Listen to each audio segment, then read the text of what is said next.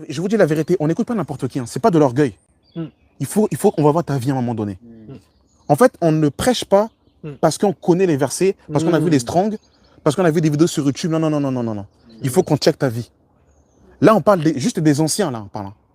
Alors, imaginez-vous en fait un ministre. Tu peux continuer?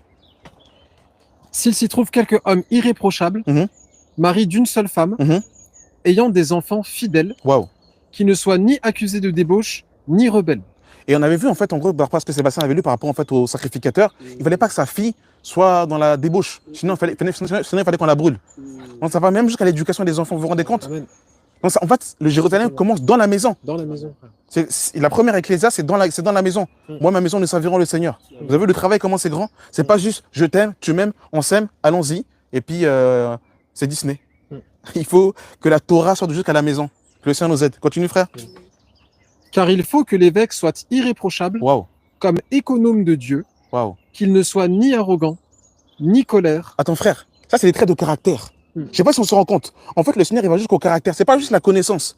On dit, il prêche bien. Le caractère. Là, on dit, il ne faut pas qu'il soit arrogant, c'est ça qu'on a dit? Donc, en fait, l'orgueil. Donc, l'orgueil, en fait, tu es disqualifié devant le Seigneur.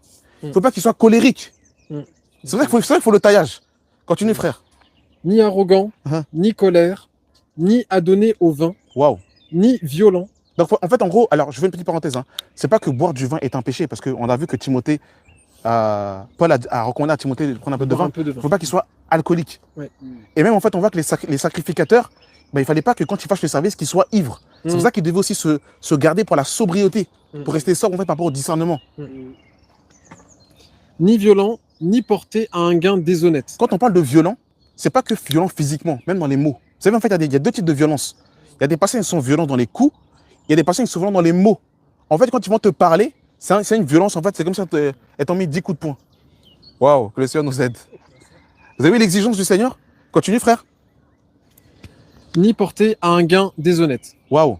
Donc, en gros, tu prêches pour avoir de l'argent. Tu prêches pour, en fait, quand on te donne la dîme. En fait, tu prêches par intérêt, littéralement. En fait, il faut être mort par rapport à ça. Tu prêches sur un entendre en retour. Waouh. Mais qu'il soit hospitalier. Ouh là là. Ami des gens de bien. Ça, c'est vrai, ça, frère, hospitalier? Hospitalier. Non, il faut qu'on connaisse son adresse. C'est écrit, c'est écrit. On a son adresse. Amen. Mais si, il y a des gens qui ne connaissent pas leur adresse. Ah, ça, il faut le redire, ça. Mais ça, c'est terrible, ça. Ah, ça, il faut le dire. Continue, frère. Continue, frère.